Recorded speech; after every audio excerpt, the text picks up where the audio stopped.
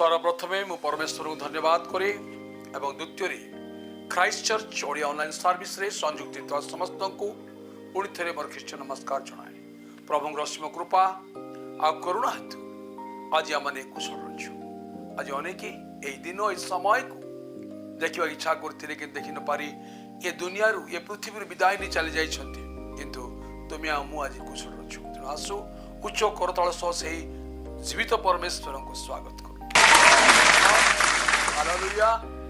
Are you happy? Praise the Lord. Hallelujah. आज प्रसंग बा कहबा गले आज आम आलोचनार विषय है तुम पाई योजना, प्लान फॉर यू। तुम पाई योजना। मनर प्रश्न उठी पारे, हालेलुया, मो पाई परमेश्वर को कौन योजना अच्छी बा रखी अछंती। तो आसन देखिबा आज आम मान निमित्त परमेश्वर को बाणी जेरेमिया 29 अध्याय तार 11 पद अति प्रिय अति परिचय पद एटा इसलिए पका लिखा है।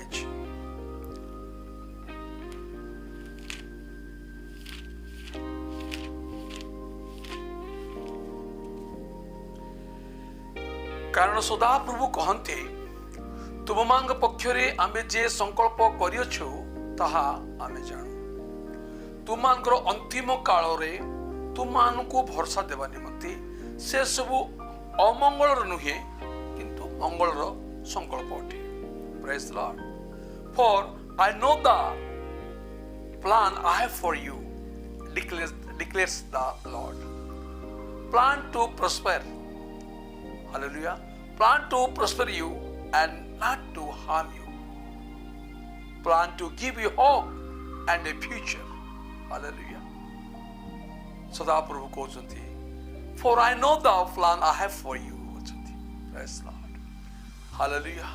आज आलोचना विषय कौन? तुम पाई योजना। तुम पाई योजना। तेरे मन में प्रश्न उठी पारे परमेश्वर मो पाई मो निमंते कौन योजना रखी अछंती। जेरेमिया 29 अध्याय तार 11 पद पढ़िलु से स्पष्ट लिखा अछि सदा प्रभु कहंती कि आमे तुम पाए गोटे योजना करियछु ताहा मंगलर योजना अमंगलर नुहि। किए कहि अछंती रा? स्वयं सदा प्रभु माने सर्वशक्तिमान परमेश्वर। हालेलुया। जहांकर मुखर निर्गत वाक्य द्वारा समुदाय नक्षत्र पुंज और महा आकाश रे सृष्टि हेले से समुदाय नक्षत्रपुंज मध्य आम चक्षु रे देखा जाउथवा सूर्य चंद्र पृथ्वी गोटाए गोटे। Hallelujah hallelujah.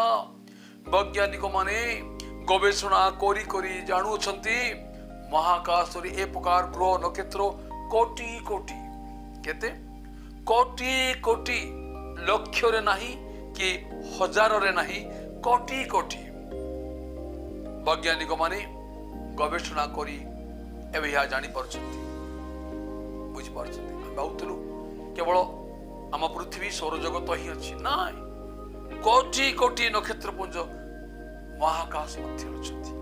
यह वैज्ञानिक माने गवेषणा करी जानी पारछंती। प्रिय ईश्वर लोक माने असी महान नक्षत्र पुंज को सृष्टिकारी आम मानकर सर्वशक्तिमान परमेश्वर।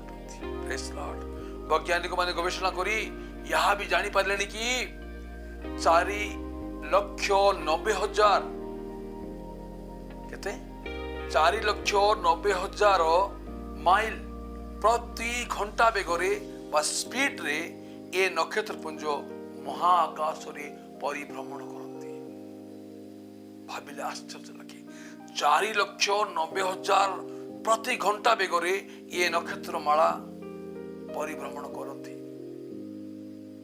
एवं ये 4,90,000 प्रति घंटा बेगरे नक्षत्र माला परिभ्रमण करी मध्य थोरे रोटेशन करिवा पाए समग्र नक्षत्र माला को 20,000 वर्ष लागुछि। हालेलुया। Praise the Lord. बुझि पारछंती 4,90,000 प्रति घंटा बेगरे ये नक्षत्र माला परिभ्रमण कले मध्य गोटे थर रोटेशन करिया पाए 20,000 वर्ष लगुच ये समस्त आम परमेश्वर द्वारा सृष्टि। Praise the Lord. आदि पुस्तक 1 अध्याय पाठ कर देखिबो देखाइछि आद्यरे स्वर्ग प्रभु निर्माण कले, आद्यरे स्वर्ग निर्माण कले और पृथ्वीर परिसृष्टि कले। लेखाइछि आदि पुस्तक 1 अध्याय 2 पद। पृथ्वी निर्जन अशून्य थिला आउ गभीर जल उपरे अंधकार थिला, पुणी परमेश्वर आत्मा जल उपरे व्याप्त थिला। Praise the Lord. हालेलुया। तत्पर कौन है? अनंतर परमेश्वर कहिले दीप्ति हो, तहिरे दीप्ति हला। आ परमेश्वर दीप्ति को देखिले जहा अति उत्तम, ता उत्तम देखागला। Praise the Lord. आज अनेके या देखी तार उत्तमता को बा उत्तमतारे आनंद न करी अन्यान्य विषय को चिंता करी थांती बा करू थांती। आज लोक माने उदाहरणतः अन्य ग्रह रे कौन कौन अच्छी, कौन कौन घटुची, ए सब ये मान को दरकार। ए सब रे सर्वशक्तिमान परमेश्वर शक्ति को एवं उपस्थिति को परीक्षा करती लोक माने। एपरी परीक्षा करिया लोक मान को मु केवल एतिकी मात्र कहबा चाहे, तुम साई रे तुम ग्राम रे केते लोक अछंती से समस्त नाम जानी ना हो तुमने, बा कहबा गले नाम मन रखिबार सामर्थ्य नाही तुम निकट रे। बुझी पारछंती तुम साई जेतकी लोक अछंती, किंतु तुम इच्छा रखुछ अन्य ग्रह विषय को जानिबा पाए। बाइबल स्पष्ट कहे परमेश्वर के विषय रे जहाँ गीत संहिता 147 तार 4 पद लिखाई, 147 4 पद लिखाई, तारा गणर संख्या करती से समस्त सेमान को नाम दियंती। बुझिपारछंती तारा गण को संख्या गणना करी सेमान को नाम देवा परमेश्वर हमर परमेश्वर। जो जिसाय 40 अध्याय 24 पद पाठ करिवो से लिखाई, ऊर्ध्व दृष्टि कर देख ए समस्त के सृष्टि करियछंती, से सैन्य समूहर न्याय संख्या अनुसार से मन को बाहर करि आनंती। से अर्थात परमेश्वर समस्त नाम धरी से मन डाकंती। Praise the Lord. ताहांकर पराक्रम और महात्म्य द्वारा और शक्ति रे प्रबल हेबा सकाशु से मानकर माने नक्षत्रमाला गोटिए ही अनुपस्थित हुए ना। समस्त नक्षत्रपुंज परमेश्वर को पराक्रम और शक्तिर सम्मुख रे उपस्थित रुहंती बा दंडायमान हुंती। पुनर्बार बाइबल कहे से जिसाय पुस्तक 48:13 रे आहुरी आंबर हस्त पृथ्वीर भित्तिमूल स्थापन करियछि ओ आंबर दक्षिण हस्त गगन मंडल विस्तार करियछि। आंबे अर्थात परमेश्वर डाकिले से माने अर्थात नक्षत्र पुंज एकत्र छिड़ा हुंती बोल बाइबल स्पष्ट कहे। जिसाय 40 अध्याय 12 पद पाठ करिवो से लिखा अछि, आपना हस्तर पर्शरी समुदाय जलराशि मापी अछंती और चाखंड द्वारा आकाश मंडल परिमाण करियछंती। पर्वत गुण को तारा जुरी तौलु अछंती। से परमेश्वर नित्य तौलिवा परमेश्वर। हालेलुया। आज आमान को भरोसा देई को अछंती। तुम मांग पक्षरी आंबे जे सकल संकल्प करियछु ताहा आमे जानु। Praise the Lord. हालेलुया। आज परमेश्वर को अछंती तुम मांग पक्षरी आमे जे जहा योजना करियछु संकल्प करियछु ताहा आमे जानु। अर्थात परमेश्वर आमान को भविष्य को जानती। Praise the Lord. जानि छंती जानु छंती। हालेलुया। हालेलुया। आमर फ्यूचर को से गठन करती। Praise the Lord. मन रखो परमेश्वर आमर भविष्य को गठन करती। आमर भविष्य को फ्यूचर को सजाती। से आमान परमेश्वर से परमेश्वर आज कहते तुम पाई आमे गोटे योजना रखिछु। ତାହା ମଙ୍ଗଳର ଯୋଜନା ଅମଙ୍ଗଳର ନୁହେଁ। ପ୍ରାଇଜ୍ ଦି ଲର୍ଡ। ଦ୍ୱିତୀୟ ବିବରଣୀ 7:6 କ୍ଲିୟରଲି ଲେଖା ଅଛି, କାରଣ ତୁମ୍ଭେ ସଦାପ୍ରଭୁ ତ ପରମେଶ୍ୱରଙ୍କ ପବିତ୍ର ଲୋକ ଅଟ। ପ୍ରାଇଜ୍ ଦି ଲର୍ଡ ଲେଖା ହେଇଛି, କାରଣ ତୁମ୍ଭେ ସଦାପ୍ରଭୁ ତ ପରମେଶ୍ୱର ପବିତ୍ର ଲୋକ ଅଟ। ପୃଥିବୀର ସମସ୍ତ ଗୋଷ୍ଠୀରୁ ତୁମ୍ଭକୁ ଆପଣାର ସଞ୍ଚିତ ଧନ କରିବା ନିମନ୍ତେ ସଦାପ୍ରଭୁ ତୁମ ପରମେଶ୍ୱର ତୁମ୍ଭକୁ ମନୋନୀତ କରିଅଛନ୍ତି। ପ୍ରାଇଜ୍ ଦି ଲର୍ଡ। Hallelujah hallelujah. ଆପଣ ମାନେ ମନର ପ୍ରଶ୍ନଟି ପାରେ, ପ୍ରଭୁ କାହିଁକି ଆମକୁ ମନୋନୀତ କରିଛନ୍ତି? ତାହେଲେ ଯୌନ ପୁସ୍ତକ ତାର 15:16 ପାଠ କରନ୍ତୁ ଆପଣ ଜାଣିଯିବେ ପରମେଶ୍ୱର କାହିଁକି ତୁମକୁ ମତେ ମନୋନୀତ କରିଛନ୍ତି। ଲେଖା ଅଛି, ପରମେଶ୍ୱର କହନ୍ତି, ତୁମମାନେ ମତେ ମନୋନୀତ କରିନାହ, କିନ୍ତୁ ମୁଁ ତୁମମାନଙ୍କୁ ମନୋନୀତ କରିଅଛି। ଆଉ ତୁମେମାନେ ଯେପରି ଯାଇ ଫଳ ଉତ୍ପନ୍ନ କର ଆଉ ତୁମମାନଙ୍କ ଫଳ ସ୍ଥାୟୀ ହୁଏ, ଏଥି ନିମନ୍ତେ ମୁଁ ତୁମମାନଙ୍କୁ ନିଯୁକ୍ତି କରିଅଛି। ପ୍ରାଇଜ୍ ଦି ଲର୍ଡ। ସେଥିରେ ତୁମମାନେ ମୋ ନାମରେ ଅର୍ଥାତ୍ ପ୍ରଭୁ ଯୀଶୁଙ୍କ ନାମରେ ପିତାଙ୍କୁ ଯାହା କିଛି ମାଗିବ ସେ ତାହା ତୁମମାନଙ୍କୁ ଦେବେ।